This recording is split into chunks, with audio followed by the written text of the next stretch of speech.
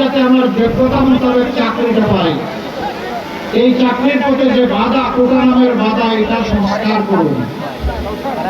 এর আগে 18 সালে এমন একটা আন্দোলন হয়েছিল, তখন রাগ করে তখনকার প্রধানমন্ত্রী বললেন, যাক, আর কোনো কোটাই থাকবে না।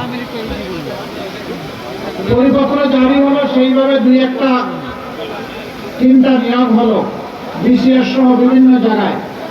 এরপরে আবার কায়দা করে 24-এ পয়লা জুলাই কোর্টের গায়ে বন্দুক রেখে আবার নিয়ে আসা হলো সেই কোটা। যা আগে ছিল তাই। তখনই ছাত্র সমাজ ফুসে উঠে। তারা চিন্তা করেছিলেন 15.5 বছর পিটিয়ে ডান্ডা দিয়ে হাতুড়ি মারে আমি তো সব আন্দোলনই দমন করে দিয়েছি, এবারটাও দমন করে দেব। কিন্তু মাঝে মাঝে প্রচার সামগ্রীও কিন্তু পা কাটে। ভাই এদিকে না, এদিকে তারা ধারণা করে না ফাঁকে দাঁড়ায়। আচ্ছা তুই করে কি করবি? তোকে দিচ্ছি, আসো তো, ক্যামেরা আসো তো আমার, তোকে দিব নি, এখানে মাথা দিয়ে বাঁধাচ্ছি তো।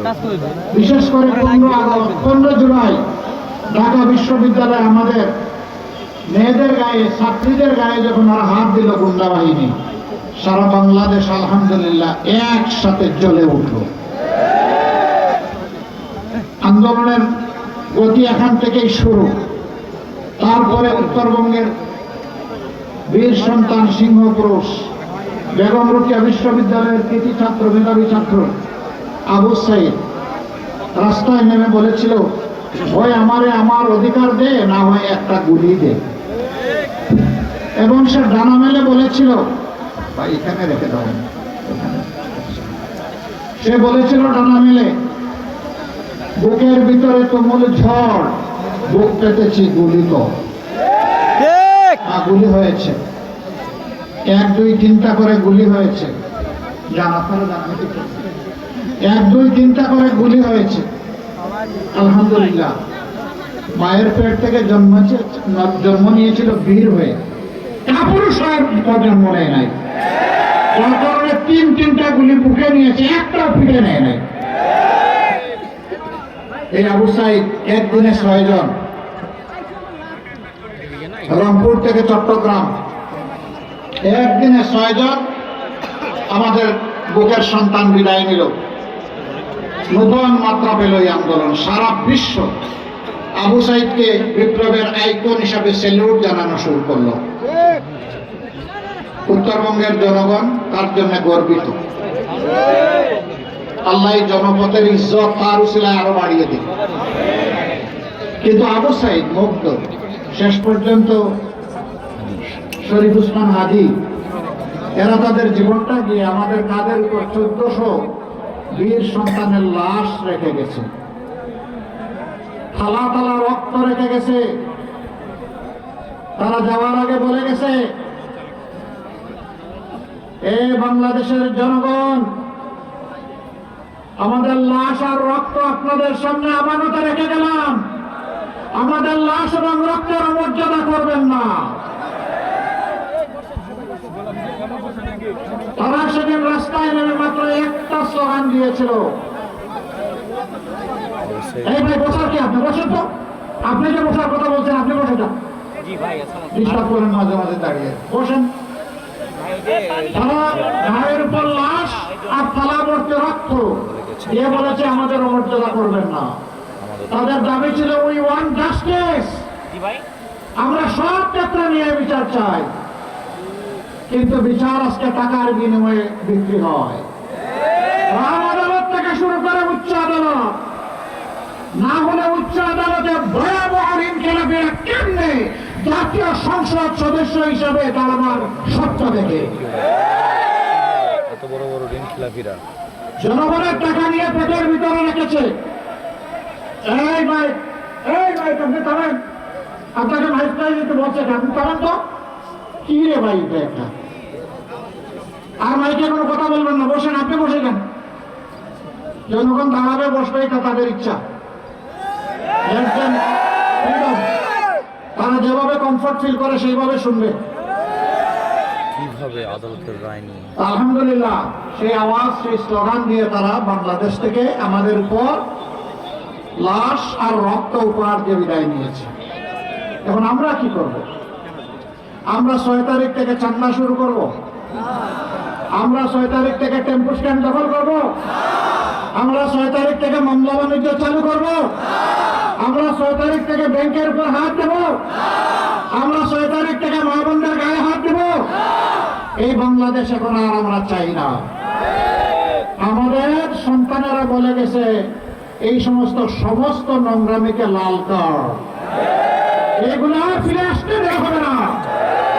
আজ বাংলার মানুষ জেগেছে, তরুণ যুব সমাজ জেগেছে, মা বোনেরা জেগেছে। তরুণরা ইতিমধ্যে তাদের রায় জাতিকে জানিয়ে দিয়েছে। ঢাকা বিশ্ববিদ্যালয় থেকে শুরু আর জগন্নাথ বিশ্ববিদ্যালয়ে গিয়ে আপাতত থেকেছে। পাঁচটি পাবলিক বিশ্ববিদ্যালয়ের রায় দিয়ে এদেশের তরুণ ছাত্র সমাজ বলে দিয়েছে লড়াই করেছি ন্যায় এবং সত্যের পক্ষে, কোন চাঁদাবাজ এবং দুর্নীতিবাজের সঙ্গী হওয়ার জন্য নয়।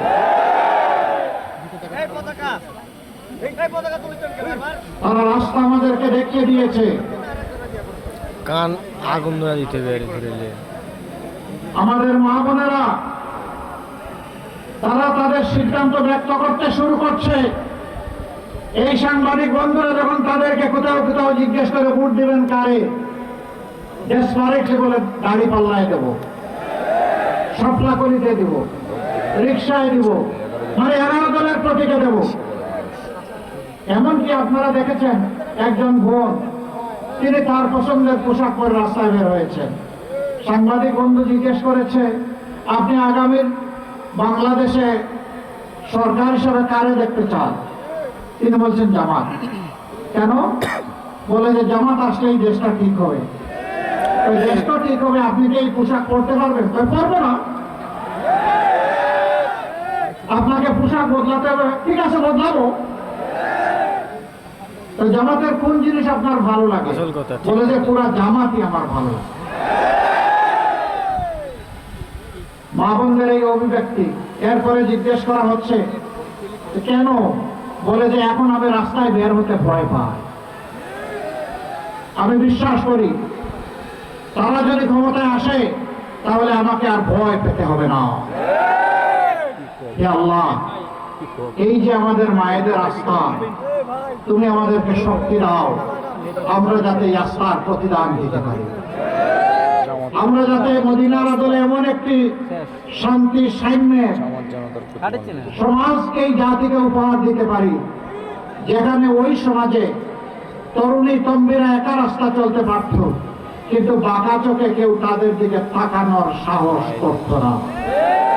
আমরা ওই বাংলাদেশটি চাই, যে বাংলাদেশে আমার মেয়ে, আমার বোন, আমার স্ত্রী, আমার মা, মায়েরা স্বচ্ছন্দে নিরাপদে ঘরে থাকবেন, প্রয়োজনে রাস্তায় যাতায়াত করবেন, কর্মস্থলে কর্তব্য পালন করবেন, পেশাগত দায়িত্ব পালন করবেন। আল্লাহ ছাড়া আর কাউকে ভয় করার প্রয়োজন হবে না। আমরা সেই বাংলাদেশটি দেখতে চাই। এই বাংলাদেশটা কি মায়েদের জন্য, বোনেদের জন্য আপনারাও চান? আমরা শিশুর জন্য সেই বাংলাদেশ চাই। জন্ম নেওয়ার পরে সে যেন অপুষ্টিতে না ভুগে, সে যেন তার প্রাপ্যতা পায়, সে যেন তার স্বাস্থ্য পায়, আর একটু বয়স হলে সে যেন সুশিক্ষা পায়, তার শিক্ষা শেষ হলে সে যেন হাতে তার কাজ পেয়ে যায়। আমরা সেই বাংলাদেশটা গঠন করতে চাচ্ছি। এখানেই আমাদের কথা সাফ। আমরা আমাদের যুব সমাজকে তাদের হাতে বেকারের ভাতা তুলে দিয়ে অপমান করব না। তারা দাবি তুলে মিছিল করে কাউকে বলেনি আমাদেরকে বেকার ভাতা দিতে হবে। 24 দল আন্দোলন করে বলেছিল আমাদের কাজ আমাদের হাতে তুলে দিতে হবে। আমরা কথা দিচ্ছি, আমরা সেই শিক্ষাটাই আমাদের সন্তানদেরকে দান করব। শিক্ষার পাঠ শেষ হওয়ার সাথে সাথে তাদের যোগ্যতা অনুযায়ী তাদের হাতে কাজ চলে যাবে ইনশাআল্লাহ। সেই দিন কাজ তুলে দিয়ে বলবো যাও গড়ে দাও আমার প্রিয় বাংলাদেশ, আর গর্ব করে বলো আমি বাংলাদেশ। এরপরে বলো এ আমার বাংলাদেশ। সেই দায়িত্ব তোমাদেরকে দিতে চাই। এখনকার যুব সমাজকে এই দায়িত্ব গ্রহণ করার জন্য প্রস্তুত? প্রস্তুত? দেখি যুবকের হাত তোলেন, দেখি। দুই হাত বাকি যায় নাই, তা আমি কেন বাকি যাবো? আমার হাতে আমি তুলে দিলাম, আমি যুব সমাজের সাথে সামিল হয়ে গেলাম। সম্মানিত ভাইরা, আমাদের যুবকদের প্রতিভা আছে, আমাদের যুবকদের সাহস আছে, আমাদের যুবকরা পরিশ্রম প্রিয়। দেশে কিংবা প্রবাসে যেখানেই থাকুক তারা জগৎকে জীবনকে চমকে দেয়। শুধুমাত্র তাদেরকে যথাযথ পৃষ্ঠপোষকতা, সুশিক্ষা এবং প্রশিক্ষণের অভাবে আমাদের যুবকরা যেভাবে এই বাংলাদেশকে সোনার দেশ হিসাবে গড়ে দিতে পারত, সেই সুযোগ আমরা তাদেরকে দেই নাই। আমরা ওই সুযোগ নিশ্চিত করবো ইনশাআল্লাহ। শিশুরা 5 বছর বয়স পর্যন্ত সম্পূর্ণ বিনামূল্যে সরকারি পৃষ্ঠপোষকতায় তারা পূর্ণ চিকিৎসা পাবে ইনশাআল্লাহ। বয়স্করা জীবনের একটা পর্যায়ে যখন অবসর জীবনে চলে যাবে, 60-65 বছর বয়স হয়ে যাবে, তারপরে স্বাস্থ্য সেবার পূর্ণ দায়িত্ব সরকার গ্রহণ করবে ইনশাআল্লাহ। মাঝখানেরটা আমরা ভাগাভাগি করব, এটা হবে পার্টিসিপেটরি। আমরা শেয়ার করব আমাদের সম্পদ আর সরকারের সম্পদ। সরকার তো আমাদেরই। সরকারের আবার সম্পদ কি? সারা সম্পদ জনগণের। বলবেন যে এত এত জিনিস, চাকরিও দিলেন, শিক্ষাও দিলেন, আবার বিনা পয়সার চিকিৎসাও নিশ্চিত করবেন, টাকা পাবেন কই? টাকা জমা আছে কোথায় বলুন তো? না, তা বলতে পারবেন না। এই টাকা জমা আসে চোররা, লুটেরারা, ব্যাংক ডাকাতরা, শেয়ার মার্কেট লুণ্ঠনকারীরা। আমার দেশের 28 লক্ষ কোটি টাকা বিদেশে পাচার করেছে। সেই টাকা আল্লাহ যদি আমাদেরকে সাহায্য করেন, সামর্থ্য দেন, ওদের মুখের ভিতর দিয়ে হাত ঢুকে পেটের ভিতর থেকে বের করে আনবো ইনশাআল্লাহ। এবং সেই টাকা রাষ্ট্রীয় কোষাগারে জমা হবে ইনসাফের ভিত্তিতে। যে এলাকা যতটা বঞ্চিত, আগে উন্নয়ন কর্মকাণ্ড চলে যাবে ওই এলাকায়। কোনো মামু খালু দেখা হবে না, লাল নীল টেলিফোন বুঝি না, প্রেসিডেন্ট প্রধানমন্ত্রীও বুঝি না। যার যেটা পাওনা টাকা সব দিতে হবে। আমরা সমাজে এমন ন্যায় বিচার দেখার পক্ষে, যে বিচার এক একজনের জন্য এক এক রকম হবে না। একজন সাধারণ মানুষ কোন নির্দিষ্ট অপরাধ করলে তার বিচারে যে শাস্তি হবে, দেশের প্রধানমন্ত্রী কিংবা রাষ্ট্রপতি যদি সেই একই অপরাধ করেন, তাদেরকেও ছাড় দিয়ে কথা বলা হবে না। একই বিচারের আওতায় আনতে হবে। এর নাম ন্যায় বিচার। জাতি মুখী আছে সেই বিচার দেখার জন্য। যারা তখনও দেশের টাকা চুরি করেছে, এখনো চুরি করে, যারা তখনও টাকা লুণ্ঠন করেছে, এখনো করে, যারা তখনও চাঁদাবাজি করতো, এখনো করে। 12 তারিখ দেশের মানুষ 12.5 কোটি ভোটার, তাদের জন্য 12.5 কোটি লাল কার্ড তৈরি করে রেখেছে। সম্মানিত ভাইরা, এই যুব সমাজ চিৎকার দিয়ে এখন বলছে, আমরা পুরোনো বন্দোবস্তের পচা রাজনীতি আর দেখতে চাই না। আমরা নতুন রাজনীতি, নতুন বাংলাদেশ দেখতে চাই।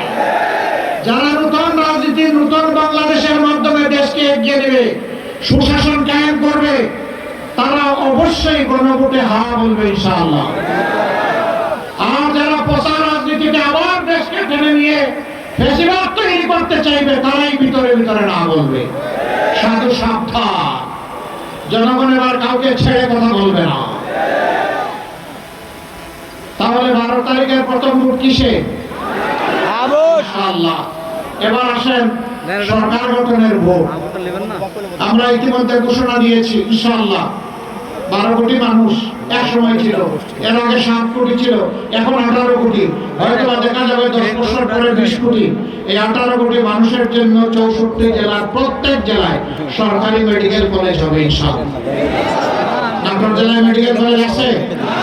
দরকার আছে আপনাদের? আমরা দিব ইনশাআল্লাহ।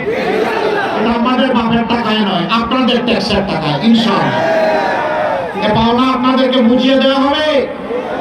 এবং প্রত্যেকটি জেলা কেন্দ্রে, বিভাগীয় কেন্দ্রে বিশেষায়িত হাসপাতালও গড়ে তোলা হবে ইনশাআল্লাহ। হাঁচি কাশি দিলে জনগণকে ফেলে বহু নেতা নেত্রী বিদেশের দিকে দৌড়তে, আমরা বিদেশের দিকে আর কাউকে দৌড়াতে দেব না। এখানেই সুচিকিৎসার সমস্ত ব্যবস্থা গড়ে তোলা হবে। সম্মানিত ভাই ও বন্ধুগণ, এই বাংলাদেশেই আমরা 12 তারিখ করতে চাই। এই বাংলাদেশ গড়ার জন্য আপনাদের সহযোগিতা দরকার। আপনারা সহযোগিতা করতে প্রস্তুত? তাহলে 11 দল যে প্রতীক নিয়ে এসেছে, সেই প্রতীকের যাকে যেখানে দেওয়া হয়েছে, আমরা সকলে তার সাথে একাত্মবদ্ধ হয়ে ইনশাআল্লাহ তার বিজয় ছিনিয়ে আনবো। এ বিজয় কোনো দলের নয়, কোনো গোষ্ঠীর নয়, কোনো পরিবারের নয়, এ বিজয় সারা জাতির। আপনাদেরকে সাক্ষী রেখে বলছি, জুটের সবাই বলে সবচেয়ে বড় দল জামাত ইসলামী। আমরা জামাত ইসলামের বিজয় চাই না, আমরা চাই বাংলাদেশের 18 কোটি মানুষের বিজয়। 18 কোটি মানুষের বিজয় হলে তার গর্বিত অংশীদার আমরা সবাই হব। আমরা দলীয় রাজনীতির গেড়াকলে দেশকে ঢুকাতে চাই না। এই জন্যই আমরা আজ ঐক্যবদ্ধ, আমাদের স্লোগান ঐক্যবদ্ধ বাংলাদেশ। আর কাউকে ধর্ম বর্ণের ভিত্তিতে এই জাতিকে বিভক্ত করতে দেব না, আমরা কেউ দিব না। ওদেরকে রুখে দিব যারা এই নোংরা কাজ করবে। এখানে মুসলমান, হিন্দু, বৌদ্ধ, খ্রিস্টান আমরা যারা আছি, আমরা একই বাগানের ভিন্ন ভিন্ন গাছ, সবাই মিলেই আমাদের ফুলের বাগান। একসাথে চলবো, নিরাপদে থাকবো, যার যেটা অধিকার সেটা আমরা পেয়ে যাব। ধর্মের ভিত্তিতে কাউকে তার অধিকার থেকে বঞ্চিত করা যাবে না। মতলব বাজরা এই কথা বলে বলেই আমাদের বিভিন্ন ধর্মের ভাই বোনদের তারা সর্বনাশ করেছে। ওই সুযোগ আমরা আর দেব না। আমরা মিলেমিশে বাংলাদেশ গড়ব, সামনের দিকে এগিয়ে যাব। যুবকরা, আগামীর বাংলাদেশ তো আপনাদের হাতে তুলে দেব। ধরুন বাংলাদেশ একটা উড়োজাহাজ, রকেট গতিতে এর উন্নয়ন হবে সামনের দিকে ইনশাআল্লাহ। সেই উড়োজাহাজের ড্রাইভিং সিট, যেটাকে ককপিট বলা হয়, সেখানে আমরা যুবকদেরকে বসিয়ে দেবো ইনশাআল্লাহ। আর আমরা গিয়ে বসবো প্যাসেঞ্জারের সিটে। তারা রকেট গতিতে বাংলাদেশকে সামনের দিকে নিয়ে যাবে। আর পিছনের ইতিহাসকে কামড়া কামড়ি করবো না। কে তুলসী পাতা ধোয়া, কে দুধে ধোয়া, টান দিলে সকলের গা থেকেই দুর্গন্ধ বের হবে। দুর্গন্ধ তারাই পছন্দ করে ওই ময়লার মাঝে যে প্রাণীর জন্ম হয়। মানব জাতি আশরাফুল মাখলুকাত, ওই ময়লা নিয়ে আর ঘাটাঘাটি করবে না। সরকারি যারা কর্মচারী কর্মকর্তা আছেন, তারাও এই দেশের মানুষ, তারা আমাদের ভাই, আমরা তাদের ভাই। একটা অবস্থা এমন করে ফেলা হয়েছে যে আমাদের উভয়কে উভয়ের মুখোমুখি করা ফেলা হয়েছে। এটা কোনো দেশের জন্য কোনো ভালো লক্ষণ নয়। হাতে হাত মিলিয়ে সবাই মিলে আমরা দেশ গড়ব ইনশাআল্লাহ। আজকে বেতন বৈষম্য দূর করার দাবিতে বিভিন্ন জায়গায় মিছিল হচ্ছে, সমাবেশ হচ্ছে, দাবি দাওয়া পেশ করা হচ্ছে। কেন এটা করতে হবে? এই রাষ্ট্রের কি কোনো অভিভাবক নাই? কোনো মা বাবা নাই? উদাহরণস্বরূপ সেনাবাহিনী, আধা সামরিক বাহিনী, এই দুইটা বাহিনী যখন তাদের বাহিনীতে যোগদান করে, সেই যোগদানের মুহূর্তেই তারা নিয়োগ করে, অঙ্গীকার করে, আমি আমার দেশের প্রতি ইঞ্চি মাটি হেফাজত করার জন্য প্রয়োজনে জীবন দিব, কিন্তু 1 ইঞ্চি মাটি কাউকে দেব না। এই যারা জীবন মূল্যের শপথ করেছে তারা আর আমি একই জিনিস। এর নাম ইনসাফ নয়। ইনসাফ যার যেটা মর্যাদা তাকে এটা দিতে হবে, যার যেটা পাওনা তাকে সেটা দিতে হবে। পুলিশ আছে, রেল আছে, আনসার আছে, আরো এরকম অনেকগুলো শৃঙ্খলা বাহিনী আছে। তাদের দিন নাই, রাত নাই, 24 ঘন্টা কখন কোন জায়গা থেকে কল আসে তাকে বলতে হবে আমি হাজির। এমনকি ঝুঁকি নিয়ে তাদেরকে দায়িত্ব পালন করতে হয়। কিন্তু তাদেরকে সম্মানজনক বেতন ভাতা আপনি দিবেন না। আবার তারা অন্যায় করলে বলবেন যে দুর্নীতি কেন করলা, রাষ্ট্রের কোনো অধিকার নেই। আগে তার মর্যাদাটা তাকে দিতে হবে, অধিকারটা দিতে হবে, সম্মান নিয়ে, তার পরিবার নিয়ে, তার সন্তান নিয়ে, তার মা বাবা নিয়ে সে যাতে বাঁচতে পারে। সেই রকম যখন দিবেন, তখন সমস্ত মেধা, যোগ্যতা, শক্তি উজাড় করে সে দেশের কাজ করবে। এরপরেও যদি কেউ অন্যায় করে, তখন তার ব্যাপারটা আলাদা। কিন্তু নট বিফোর দ্যাট আপনি তার পাওনা, তার অধিকার, তার মর্যাদা না দিয়ে তার বিচার করবেন, কোনো অধিকার নেই। এমনকি একজন চুরও যদি চুরি করে, আগে দেখতে হবে ক্ষুধার জ্বালায় যে আগুন জ্বলে উঠেছে তার পেটে, সেই আগুন নেভানোর জন্য চুরি করেছে কিনা। যদি আগুন নেভানোর জন্য চুরি করে থাকে রাষ্ট্রের দায়িত্ব হবে আগে তার বাতের পেটের এবং খাবারের যোগান দেওয়া। তাকে এইটুকু যোগান দেওয়ার পরেও যদি সে চুরি করে তখন শাস্তি তার প্রাপ্য, কিন্তু এর আগে নয়। খেয়াল রাখতে হবে যখন তখন কাউকে শাস্তির আওতায় আনা যাবে না। নবী করিম সাল্লাল্লাহু আলাইহি সাল্লাম মক্কা থেকে যারা তাকে বিদায় নিতে বাধ্য করেছিল, 10 বছর তিনি আপন জন্মভূমি ত্যাগ করে মদিনায় ছিলেন। 7 বছরের মাথায় যখন তিনি ফিরে আসলেন, পবিত্র কাবাগরের সামনে দাঁড়িয়ে কুরাইশদেরকে জিজ্ঞেস করলেন, ও মক্কাবাসী, আজকে মুহাম্মদের কাছে তোমরা কি চাও সাল্লাল্লাহু আলাইহি ওয়াসাল্লাম। মক্কার সর্দার আবু সুফিয়ান দাঁড়িয়ে বললেন, আপনি আমাদের সম্মানিত ভাই, আপনি আমাদের সম্মানিত ভাতিজা। কি চাই না বলেই তিনি বসে গেলেন। রাসূল করিম সাল্লাল্লাহু আলাইহি ওয়াসাল্লাম আসমানের দিকে চেয়ে থাকলেন, আল্লাহর পক্ষ থেকে কি ইশারা আসে। কিছুক্ষণ পরেই তার মুখ উজ্জ্বল হয়ে উঠল। তিনি বললেন, আবু বকর আসো, ওমর আসো, ওসমান আসো, আলী আসো, জুবায়ের আসো, যাও মক্কার গলিতে গলিতে তোমরা জানিয়ে দাও, ঘোষণা করে দাও, মহান আল্লাহ তার রাসূলের পক্ষ থেকে মক্কাবাসীকে ক্ষমা করে দেওয়া হলো। তবে 10 জন মানুষ যারা নিরীহ মানুষদেরকে খুন করেছিল তাদের জন্য শাস্তি হিসাবে তাদেরকে হত্যা করা হবে। কিন্তু না করে ওই 10 জনও না, মাত্র 3 জন, বাকিরা পালিয়ে গেছে। এরপরে কেউ কেউ এসে তারা আত্মসমর্পণ করেছে, নিরাপত্তা চেয়েছে, আল্লাহ রাসূল দিয়ে দিয়েছে। অতীতের জন্য আল্লাহ রাসূল কোনো বিচার করেন নাই। আমরা অতীত নিয়ে খুব ঘাটাঘাটি করতে পারবো না, তবে জুলাইয়ের দায়িত্ব অস্বীকার করতে পারবো না। এই দায়িত্বের প্রতি আমাদেরকে সম্মান দেখাতে হবে। আপনারা দোয়া করবেন। আজকে আপনারা এই যে জনজোয়ার এখানে দেখছেন, এটা শুধু না করে না, এই জোয়ার সারা বাংলাদেশে শুরু হয়েছে। একটা জনসভায় পাল্লা দিয়ে পুরুষের মতো নারীরাও এসে যাচ্ছেন। তারা এসে বলছেন, আমরা আছি সত্যের পক্ষে। জাহাল হক ও জাহাকাল বাতিল, ইন্নাল বাতিলা কানা যাহুকা। আজকের দরজায় সত্য এসে কড়া নেড়ে বলছে, সত্য এসে গেছে, মিথ্যা পালিয়ে যাচ্ছে। ইনশাআল্লাহ সত্যের বিজয় হবে ইনশাআল্লাহ। 12 তারিখের সেই দিনটির জন্য এখন থেকে প্রস্তুতি গ্রহণ করুন। 13 তারিখ ও 12 তারিখ রাত্রে নিজেদের পাওনা সঙ্গে তারপরে ঘরে ফিরবেন, ওযু করবেন, 2 রাকাত নামাজ, 4টা সিজদা, চোখের পানি দিয়ে আল্লাহ শুকরিয়া আদায় করবেন ইনশাআল্লাহ। সেই দিনটির অপেক্ষায় থাকলাম। আল্লাহ তাআলা আমাদেরকে কবুল করুন, সাহায্য করুন, সহজ করে দিন। সমস্ত ষড়যন্ত্রের জাল আল্লাহ ছিন্ন করে দিন। এবার আসেন নাটোরের 4টি আসন, তাই না? না 5টা? 4টি আসন। ভালো। নাটোরের একের প্রার্থী ডান দিকে আসেন ভাই, আমরা ডানপন্থী ভাই, আসেন ডান দিকে আসেন।